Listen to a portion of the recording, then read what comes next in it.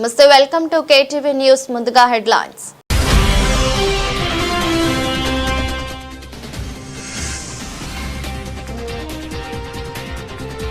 పదమూడవ ఎస్ఐపిబి సమావేశంలో ముఖ్యమంత్రి చంద్రబాబు.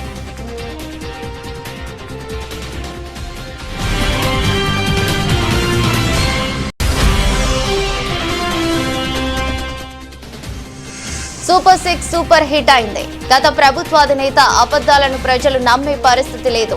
మంత్రులు కందుల దుర్గేష్, భరత్.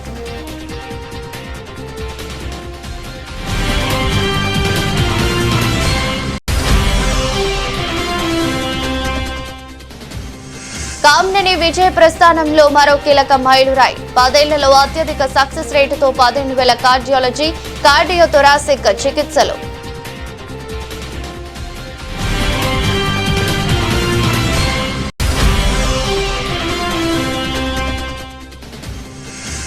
భవానీ దీక్షల విరమణను పురస్కరించుకుని శ్రీ దుర్గా మల్లేశ్వర స్వామివార్ల దేవస్థానం ఆధ్వర్యంలో దీక్షాధారులు కలశ జ్యోతుల ఊరేగింపు.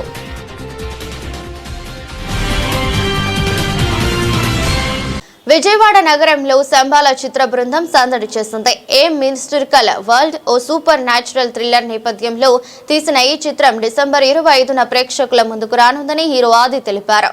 స్టెల్లా కాలేజ్ సమీపంలోని ఏసిటీ ఫైబర్ నెట్ కార్యాలయంలో ఏర్పాటు చేసిన విలేకరుల సమావేశంలో హీరో ఆది మాట్లాడుతూ, శంబాల ఒక మిస్టరీ థ్రిల్లర్ గా ఉండి 1980లలో ఒక గ్రామంలో ఉల్కాపాతం తర్వాత జరిగే అతీంద్రియ సంఘటనల చుట్టూ తిరుగుతుందన్నారు. సైన్స్ ఫిక్షన్ నేపథ్యంలో ఎన్నో చిత్రాలు వచ్చాయని, ఈ చిత్రం వాటన్నిటికీ భిన్నంగా ఉంటుందని చెప్పారు. దర్శకుడు యుగంధర్ ముని చెప్పిన కథ నచ్చి వెంటనే ఈ చిత్రంలో హీరోగా నటించినట్లు తెలిపారు. ఈ చిత్రం అన్ని వర్గాల ప్రేక్షకులకు ఖచ్చితంగా ఆకట్టుకుంటుందని ఆయన ఆశాభావం వ్యక్తం చేశారు. So first of all, I would like to welcome Act Fiber as our Wi-Fi partners. So we are very happy to collaborate with you all guys. So thank you for supporting a good film like Shambhala. So ఇవాళ ACT fiber అంటే ప్రతి ఇంట్లోనూ almost ఉంది. మా ఇంట్లో కూడా యాక్టే ఉంది. So ప్రతి ఇంట్లో ఉంది. అండ్ వెరీ వాళ్ళు చాలా మంచిది. అంటే ఇంకా వైఫై గురించి చెప్పక్కర్లేదు, వాళ్ళ నెట్ స్పీడ్ గురించి నేను చెప్పక్కర్లేదు. చాలా ఫాస్ట్గా దూసుకెళ్ళిపోతుంది ప్రతి ఇంటికి. So thanks for being a brand partners for Shambhala film and Sachin గారికి. So thank you sir and for the entire team and అలానే Chaitanya who made it possible. Thanks. So మేమంతా, నేను కానీ డైరెక్టర్ కానీ అందరం we are all very happy. So cinema చాలా బాగా వచ్చిందండి. And first of all first టీజర్కే మంచి రెస్పాన్స్. దుల్కర్ సల్మాన్ గారు ఈ టీజర్ రిలీజ్ చేశారు ఆయన సోషల్ మీడియా హ్యాండిల్స్లో. సో అక్కడి నుంచి అందరూ lot of people supported this film.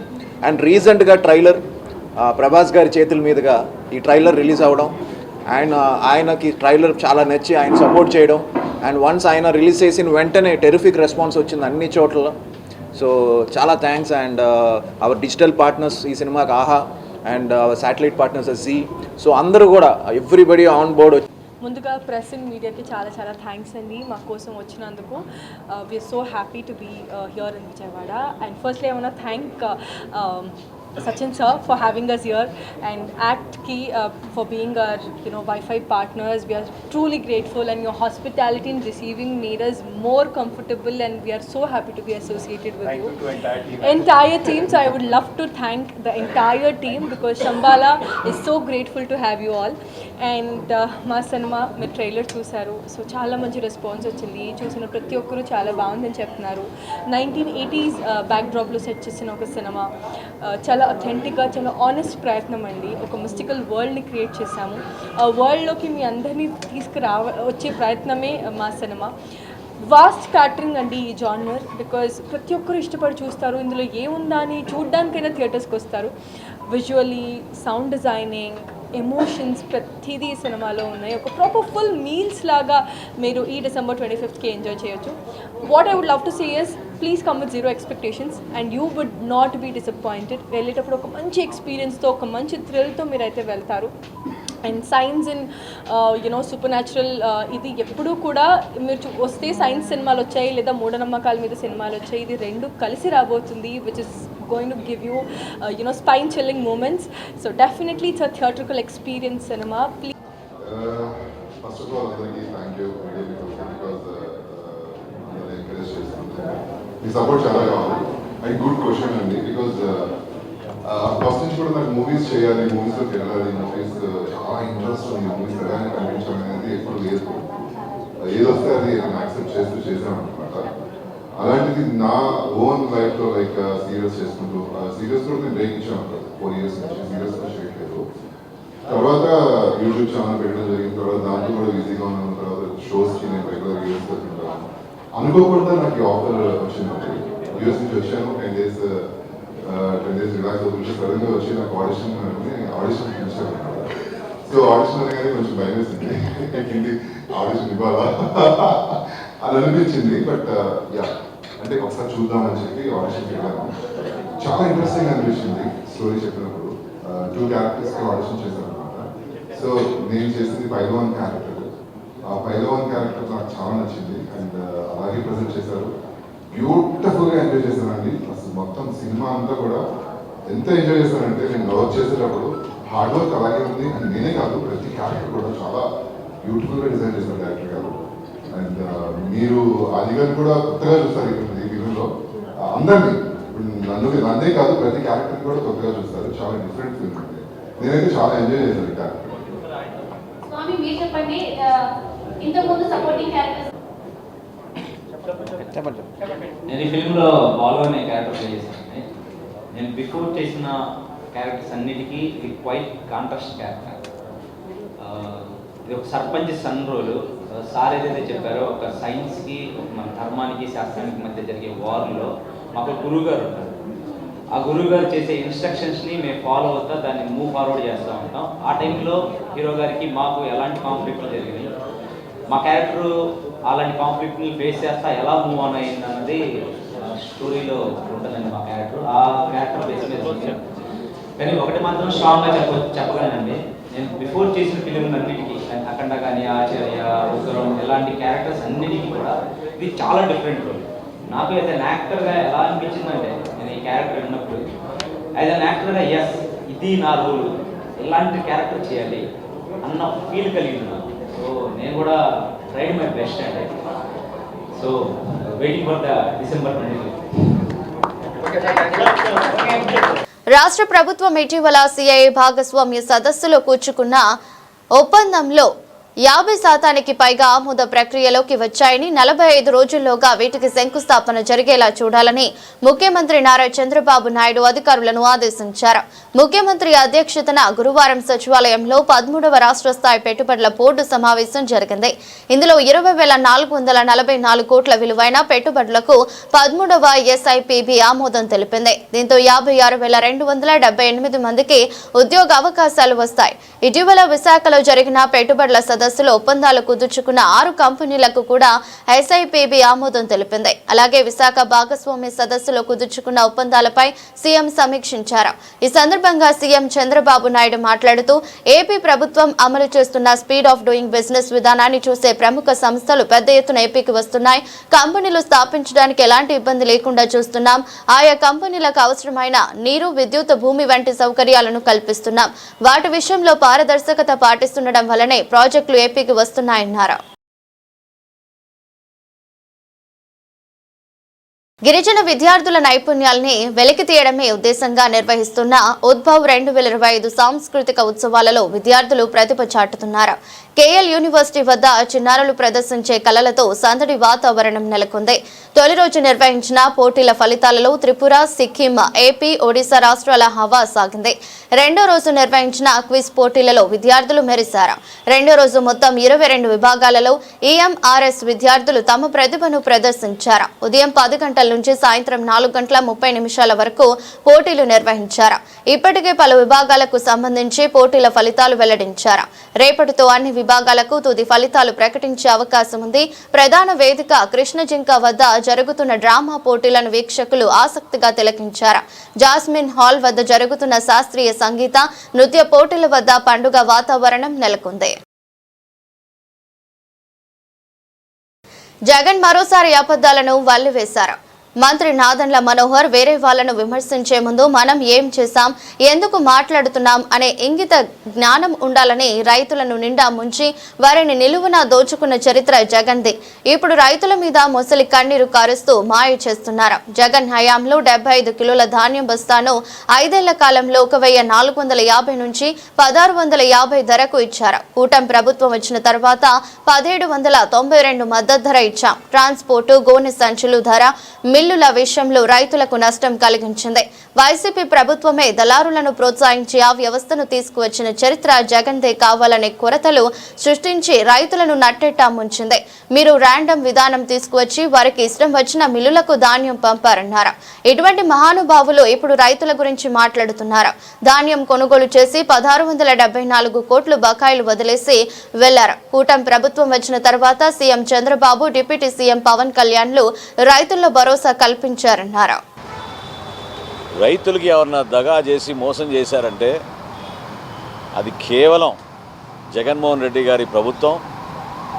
ఆయన ముఖ్యమంత్రిగా పరిపాలించిన 5 సంవత్సరాల్లో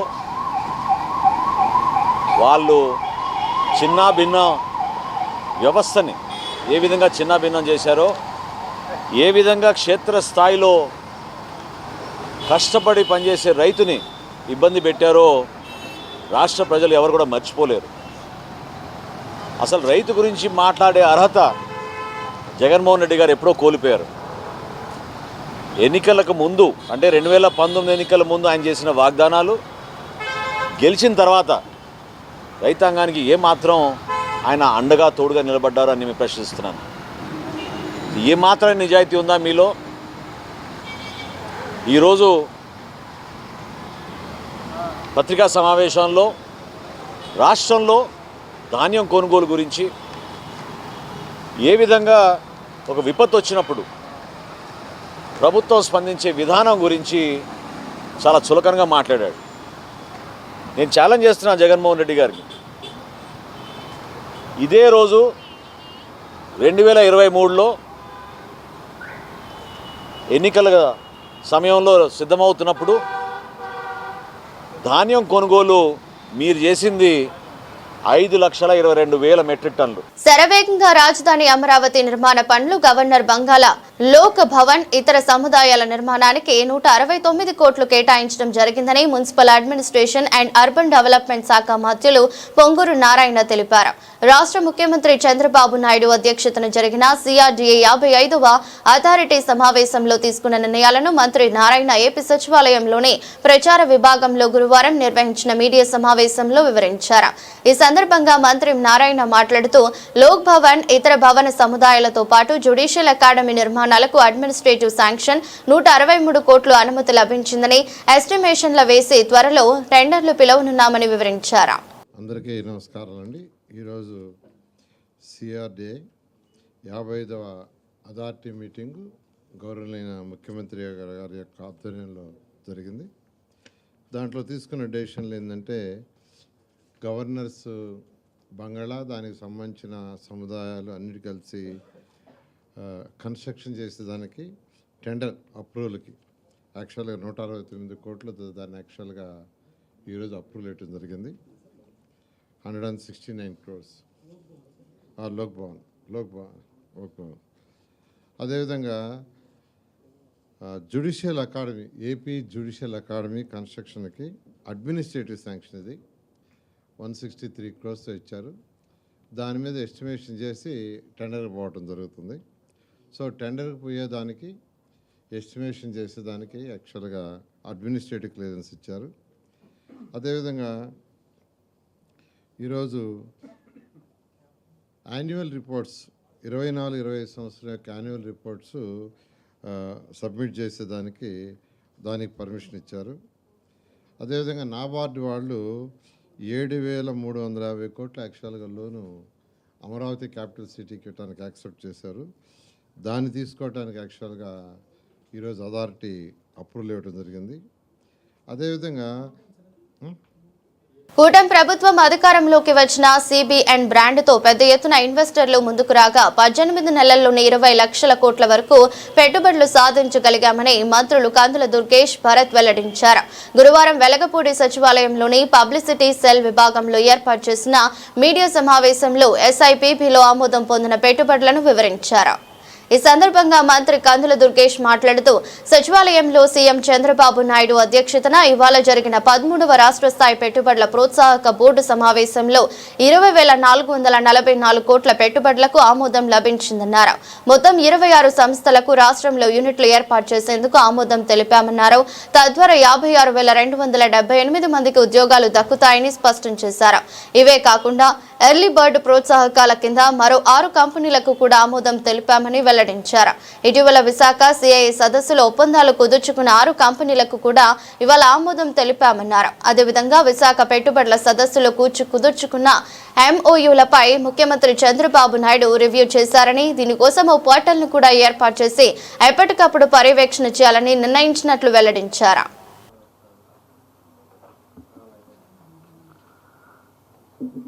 సహచర మంత్రివర్యులు భరత్ గారు, ముఖ్యంగా ఈ పాత్రికేయ సమావేశంలో పాల్గొంటున్నటువంటి పాత్రికేయ మిత్రులకి, ఎలక్ట్రానిక్ మీడియా వారందరికీ కూడా నమస్సుమాన్ని తెలియజేస్తూ, ఈరోజు SIPB state investment promotion board 13వ సమావేశం ముఖ్యమంత్రి గారి అధ్యక్షతన నిర్వహించుకోవడం జరిగింది.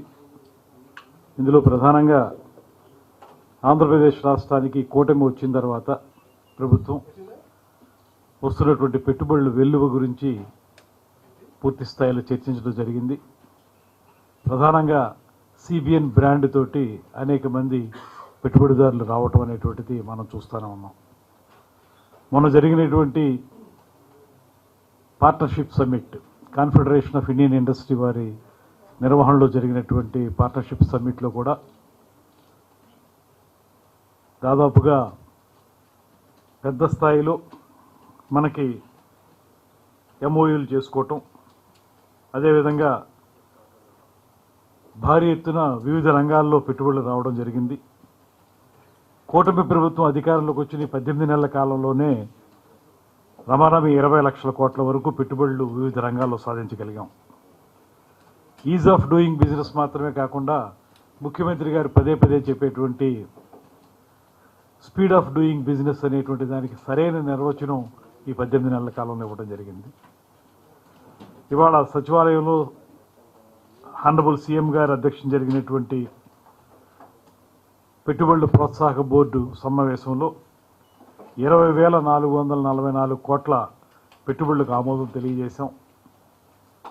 అదేవిధంగా మొత్తం 26 సంస్థలకు రాష్ట్రంలో యూనిట్లు ఏర్పాటు చేసుకోవడానికి ఆమోదం తెలియజేయడం జరిగింది.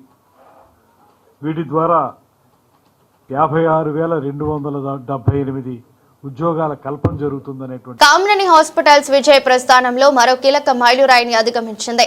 గత 10 సంవత్సరాలుగా గుండె చికిత్సల్లో అత్యుత్తమ సేవలను అందిస్తూ ప్రజల్లో విశ్వాసాన్ని నెలకొల్పిన కామినేని కార్డియాలజీ విభాగం అత్యధిక సక్సెస్ రేటుతో 15,000కు పైగా కార్డియాలజీ, కార్డియోథొరాసిక్ ప్రొసీజర్లను పూర్తి చేసింది.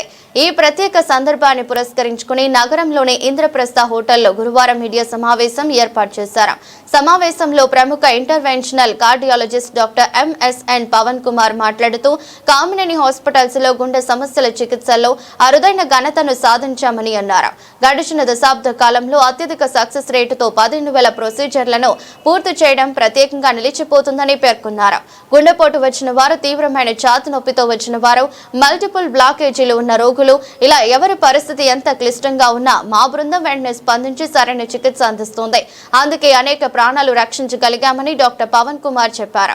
కార్డియాలజీ విభాగంలో 3 అనుభవజ్ఞులైన కార్డియాలజిస్టులు, 2 కార్డియోథొరాసిక్ సర్జన్ల బృందం రౌండ్ ది క్లాక్ సేవలు అందిస్తున్నారు.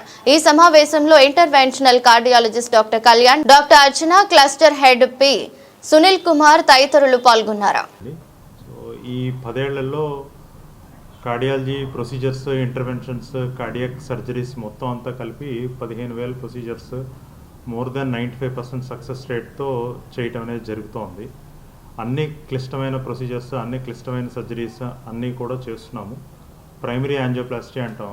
అంటే హార్ట్ అటాక్ వచ్చిన మొదటి 60 నిమిషాల్లో ఇమీడియట్గా స్టెంట్ వేసి గుండె పాడవకుండా మనం కాపాడుకోవడానికి చేసే ప్రొసీజర్ని ప్రైమరీ యాంజియోప్లాస్టీ అంటారు.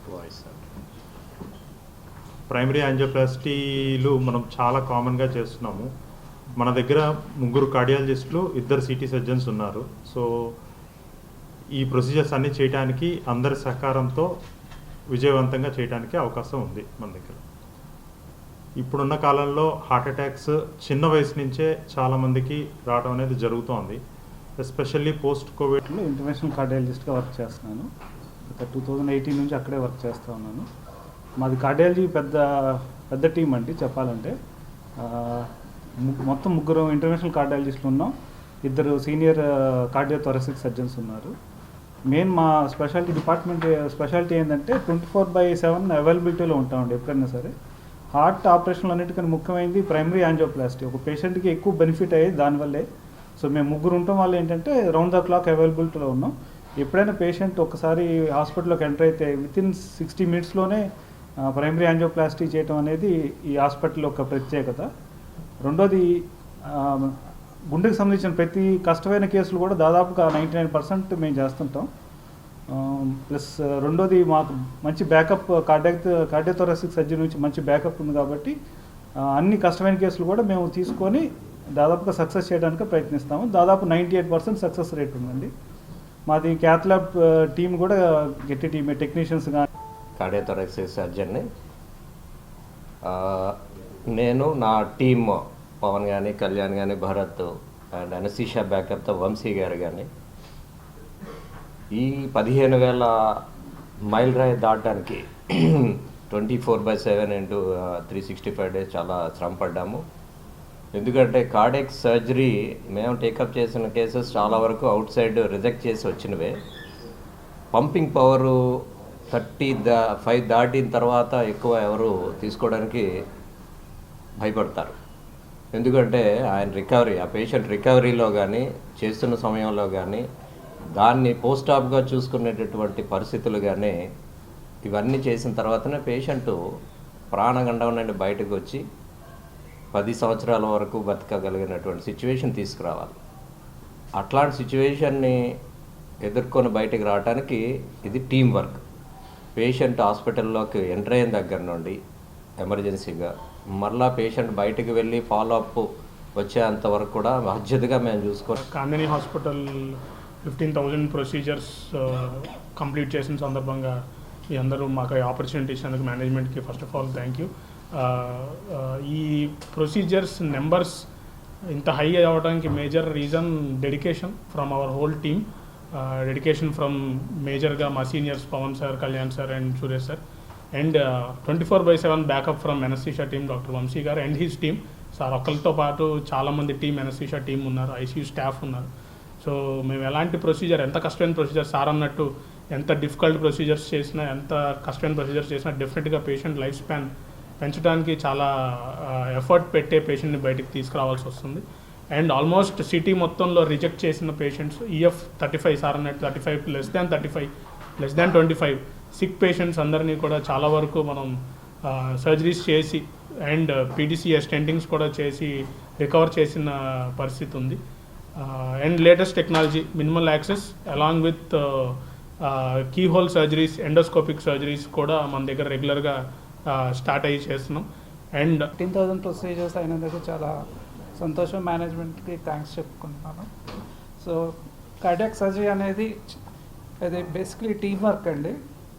స్టెంటింగ్ వేసేటప్పుడు కానీ, సర్జరీ జరిగేటప్పుడు, సర్జరీ తర్వాత కూడా అనస్థీషియా రోల్ చాలా ఉంటుంది. సో ఇక్కడ మాకు ప్రత్యేకత ఏంటంటే సర్జరీ అయిన తర్వాత అందరూ భయపడేది పెయిన్ అండి. ఇక్కడ మధ్యలో కోసి చేస్తాం, దానికి మన దగ్గర చెస్ట్ వాల్ బ్లాక్స్ అని ఇస్తాం. దానివల్ల పెయిన్ రాకుండా పేషెంట్ బాగా రికవర్ అయ్యి 100% కంఫర్టబుల్గా సర్జరీ అండర్గో అవుతుంది. సో మాతో పాటు 8 పీపుల్ ఉన్నారండి, team members plus ICU staff, cardiac cath lab అందరూ 24 hours పనిచేస్తున్నారు కాబట్టి ఈ ప్రొసీజర్స్ మేము టేకప్ చేస్తాం. మెయిన్ పెయిన్లెస్ ప్రొసీజర్స్ ఎక్కువ. ఈ ఛాతీ కట్ చేసినప్పుడు భవానీ దీక్షల విరమణను పురస్కరించుకుని శ్రీ దుర్గా మల్లేశ్వర స్వామివార్ల దేవస్థానం ఆధ్వర్యంలో దీక్షాధారులు కలశ జ్యోతుల ఊరేగింపు నిర్వహించారు. బెజవాడ నగరం జై భవానీ జై జై భవానీ, అమ్మ దుర్గమ్మ, జగన్మాత దుర్గమ్మ అంటూ అమ్మవారి నామస్మరణతో మారుమ్రోగింది. పవిత్రమైన కలశ జ్యోతుల మహోత్సవ కార్యక్రమాన్ని సెంట్రల్ నియోజకవర్గ శాసనసభ్యులు ఉమా మహేశ్వరరావు, దేవస్థానం అధికారులు, పాలక మండలి సభ్యులు పూజా కార్యక్రమంలో ప్రారంభించారు. కనక దుర్గమ్మకు భక్తులు కలశ జ్యోతులను సమర్పించారు. భవానీ దీక్షల్లో ప్రధానమైన కలశ జ్యోతుల ఉత్సవం అత్యంత వైభవంగా కనుల పండుగగా సాగింది. దీక్షలు పరిపూర్ణం కావాలని ఆకాంక్షిస్తూ భక్తజనుల బాగోగులు చూసే చల్లని తల్లి దుర్గమ్మకు ఏటా మార్గశిర పౌర్ణమిన కలశ జ్యోతులను సమర్పించడం ఆనవాయితీ. ఉభయ కృష్ణా, గుంటూరు జిల్లాలోని పలు ప్రాంతాల నుంచి పెద్ద ఎత్తున భవానీలు ఇంద్రకీలాద్రికి తరలివచ్చి కలశ జ్యోతులను సమర్పించి మొక్కులు చెల్లించుకున్నారు. సత్యనారాయణపురంలోని బీఆర్టీఎస్ రోడ్డు శ్రీ శివరామకృష్ణ క్షేత్రంలో అమ్మవారి ఉత్సవ మూర్తితో పాటు శ్రీ గంగా పార్వతీ సమేత మల్లేశ్వర స్వామి వార్లకు ఆలయ అర్చకులు పూజా కార్యక్రమాలను నిర్వహించారు. సెంట్రల్ ఎమ్మెల్యే బుండా ఉమా మహేశ్వరరావు, ఆలయ ఈవో సీనా నాయక్, చైర్మన్ రాధాకృష్ణలు పూజా కార్యక్రమాల్లో పాల్గొన్నారు. దుర్గమ్మవారి దేవస్థానంలో దసరా ఉత్సవాల తర్వాత అత్యంత పవిత్రతో చేసే భవానీ దీక్షలు రాష్ట్ర వ్యాప్తంగా ఇరు రాష్ట్రాల నుంచి లక్షల సంఖ్యలో అమ్మవారి మాల ధరించి అత్యంత నిష్ఠగా 40 రోజుల పాటు మరి మాల ధరించడమే కాకుండా విశాఖపట్నం, శ్రీకాకుళం, విజయనగరం సుదూర్ఘ ప్రాంతాల నుంచి పాదయాత్రగా విజయవాడ నగరంలోని ఆ దుర్గమ్మ తల్లిని దర్శించుకోవడానికి భక్తులందరూ విజయవాడ రావటం అనేది అనాదిగా వస్తున్నటువంటి ఆనవాయితీ. దానికి ప్రభుత్వం అత్యంత పటిష్టంగా వారికి ఏర్పాట్లు ఎండోమెంట్ ఆధ్వర్యంలో, ప్రభుత్వ ఆధ్వర్యంలో అన్ని జాగ్రత్తలు తీసుకొని ఏర్పాట్లు చేయడం జరిగింది. రేపు 11వ తారీఖు నుంచి 15వ తారీఖు వరకు దాదాపు లక్షల సంఖ్యలో వస్తున్నటువంటి భక్తులకి అన్ని ఎక్కడ ఏ ఇబ్బందులు కలగకుండా భవానీ మాల విరమణ కార్యక్రమం ఏ ఇబ్బందులు రాకుండా అమ్మవారి ఆశీస్సులతో చక్కగా ఏర్పాటు చేయడం జరిగింది. దానికి ముందుగానే విజయవాడ పరిసర ప్రాంతాల నుంచి మరి ఈ దీపోత్సవాలతో, దీపాల ర్యాలీతో అమ్మవారికి పాదయాత్రగా జరపడం ఆనవాయితీ. ఇవాళ దేవస్థానం ఆధ్వర్యంలో ఈవో గారు, చైర్మన్ గారు అన్ని ఆధ్వర్యంలో ఇవాళ విజయవాడ సెంట్రల్ నియోజకవర్గంలోని ఈ గుడి నుంచి ప్రతి సంవత్సరం కూడా ముందుగా ఈ దీపాల ఉత్సవాన్ని చేపట్టడం ఆనవాయితీ. దాంట్లో భాగంగా ఈరోజు చేపట్టారు. వేల మంది. వార్తలు ముగించే ముందు మరోసారి హెడ్లైన్స్.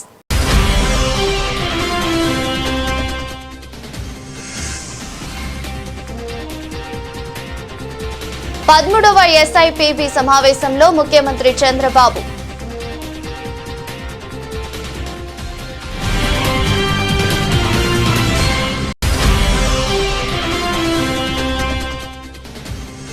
సూపర్ 6 సూపర్ హిట్ అయింది. గత ప్రభుత్వ అధినేత అబద్ధాలను ప్రజలు నమ్మే పరిస్థితి లేదు. మంత్రులు కందుల దుర్గేష్, భరత్.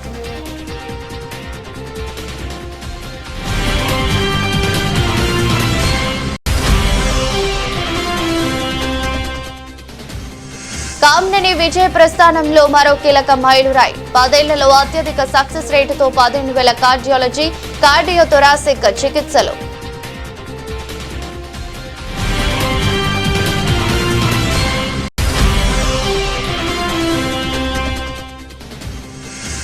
భవానీ దీక్షల విరమణను పురస్కరించుకుని శ్రీ దుర్గా మల్లేశ్వర స్వామివార్ల దేవస్థానం ఆధ్వర్యంలో దీక్షాధారులు కలశ జ్యోతుల ఊరేగింపు.